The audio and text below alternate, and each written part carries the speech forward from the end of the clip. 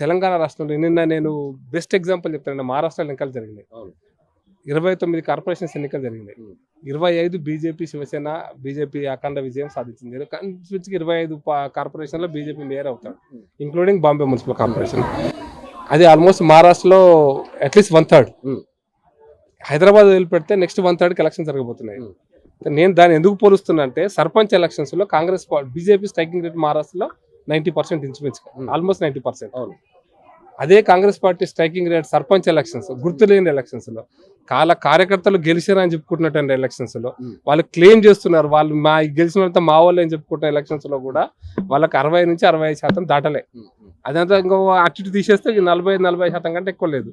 గ్రామీణ ప్రాంతాలలోనే అంత వ్యతిరేకత కాంగ్రెస్ పార్టీ కార్యకర్తల మీద, కాంగ్రెస్ పార్టీ నాయకుల మీద వ్యతిరేకత ఉండి సర్పంచ్ ఎలక్షన్స్ లో వాళ్ళ కార్యకర్తలను గెలిపించుకోలేకపోయారంటేనే మున్సిపల్ ఎలక్షన్స్ పార్టీ గుర్తు మీద జరుగుతాయి.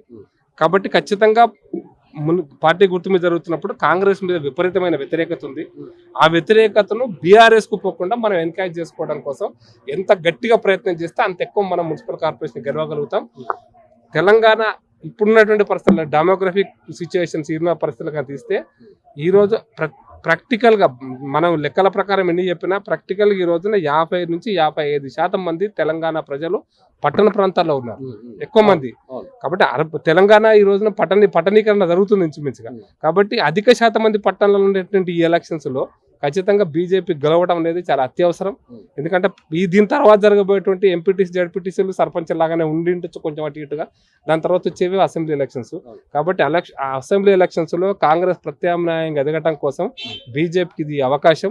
ఈ అవకాశాన్ని జారవిడ్చుకోవద్దు. ఇది కార్యకర్తల ఎన్నికలు. ఎందుకంటే వార్డు మెంబర్లు ఆల్మోస్ట్ 3000 మంది కార్యకర్తలు నాయకులు ఎదుగుతారు, వార్డు మెంబర్లు కావచ్చు, కార్పొరేటర్లు కావచ్చు. కాబట్టి ఇటువంటి అవకాశం మళ్ళీ కార్యకర్తలకు రాదు. సర్పంచ్ ఎలక్షన్స్ గుర్తులేనివి. ఇది అయిన తర్వాత ఎంపీటీసీ, జడ్పీటీసీ ఎలక్షన్స్ పెట్టడో కూడా తెలవదు. కాబట్టి పెట్టకుండా ఉండేటువంటి అర్బన్ ప్రాంతాల్లో, పట్టణ ప్రాంతాల్లో ఉన్న నాయకులు ఎదగటం కోసం అని కింది స్థాయిలో ఉన్నటువంటి కార్యకర్తలకు ఇది మంచి అవకాశం. కాబట్టి వచ్చిన వాళ్ళందరూ కూడా నాయకులు ఈ రోజున వాళ్ళు కార్పొరేటర్లుగా, కౌన్సిలర్గా గెలవాలి, మేయర్లుగా గెలవాలి, మున్సిపల్ చైర్మన్గా గెలవాలి. ఆ గెలవటం కోసం ఒక ప్రణాళిక ఏర్పాటు చేయటం. ఎన్నికలలో కాంగ్రెస్ మీద వ్యతిరేకత ఉంది, అది బీఆర్ఎస్ వైపు మళ్ళొద్దు. బీఆర్ఎస్ మీద కూడా కొద్దిగా గొప్ప పట్టణ ప్రాంతాల్లో ఉద్యోగస్తుల వ్యతిరేకత ఉంది, చదువుకున్న వాళ్ళ వ్యతిరేకత ఉంది. ఈ రెండింటిని ఎన్కాష్ చేసుకోవడం కోసం మనం అందరం గట్టిగా పనిచేయాలనేటువంటి ఉద్దేశంతో ఈ మీటింగ్.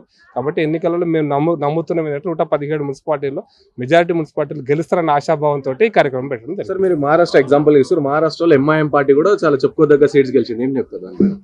చెప్పుకోదగ్గ గెలవలే.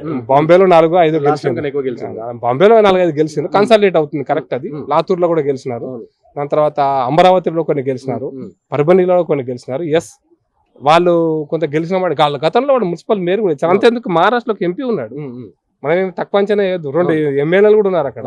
కాబట్టి మహారాష్ట్ర అనేటువంటిది ఓల్డ్ హైదరాబాద్ స్టేట్ అవుతుందో, నాందేడ్, పర్బని, ఈ లాతూర్ ఏరియా, ముస్లిమాబాద్ ఏరియా కొంచెం ఇంపాక్ట్ ఉంది. నిజం చెప్పాలంటే ఓవైసీ మహారాష్ట్రకి వచ్చినాడు బాబు.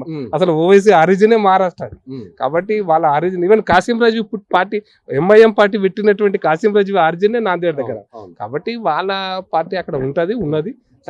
తెలంగాణలో చూపిస్తుందా? దాని ఇంపాక్ట్ హైదరాబాద్ ఉంటది ఖచ్చితంగా. హైదరాబాద్ లో మేము మా స్లోగన్ పక్క హైదరాబాద్ లో ఎంఐఎం మేయర్ కావాలన్నా, నాన్ ఎంఐఎం మేయర్ కావాలంటే బీజేపీ మేయర్ కావాలన్నా మీరు ఆలోచించుకోండి. ఎవ్వరు గెలిచినా బీఆర్ఎస్ గెలవని, కాంగ్రెస్ గెలవని, వాళ్ళు మద్దతు ఇచ్చేది ఎంఐఎం కు, వాళ్ళు మద్దతు తీసుకునేది ఎంఐఎం కు. ఆ పరిస్థితి తెలంగాణ రావద్దంటే, హైదరాబాద్ లో రావద్దంటే బీజేపీని గెలిపియమనేది మా నినాదం. ఈవెన్ మహారాష్ట్రలో కూడా 5 సీట్లు మేము గెలిస్తే సపోర్ట్ చేస్తామా చేయమనేది వాళ్ళు అనుకుంటారు. మేము బీజేపీగా ఎంఐఎం సపోర్ట్ అడగము, ఎంఐఎం సపోర్ట్ తీసుకోము.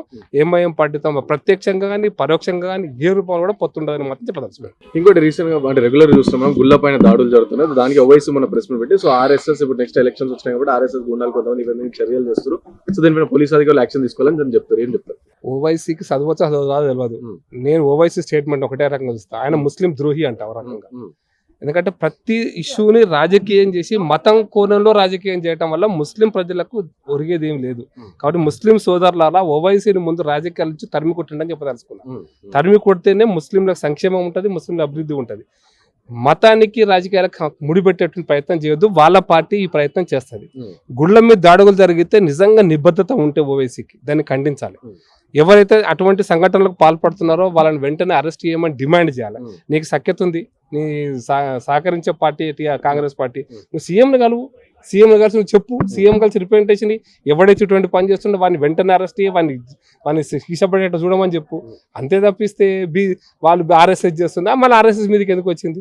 అరే నువ్వు ముఖ్యమంత్రికి చెప్పి చట్ట ప్రకారం ఆర్ఎస్ఎస్ హిందూ చేసినాకో చట్ట ప్రకారం తీసుకో అని చెప్పు, దమ్ముంటే చెప్పు. నీకు దమ్ము లేని మాటలు ఓవైసీవి, మత ప్రాతిపదికన మాటలు తప్పది. ఓవైసీ నాయకత్వం పోయిన రోజే ముస్లింలు నిజమైన సంక్షేమం జరుగుతుంది. మతం పేరు మీద రాజకీయాలు ఓవైసీ గారు చేస్తారు. ఆయన పార్టీ పుట్టిందే మజ్లిస్ ఇత్తహాదుల్ ముస్లిమీన్, ఆ ముస్లింల రాజకీయం చేయడం కూడా పుట్టినప్పటి పార్టీ. కాబట్టి అంతకంటే ఎక్కువ బాగా ఏదో మాట్లాడతాడని మనం ఆశించడం కూడా తప్పు. హిందూ సమాజం అట్లా ఆశించలేదు కూడా. కాబట్టి ఓవైసీ పని ఓవైసీ చేసుకునేది, మా పని మేము చేసుకుంటాం.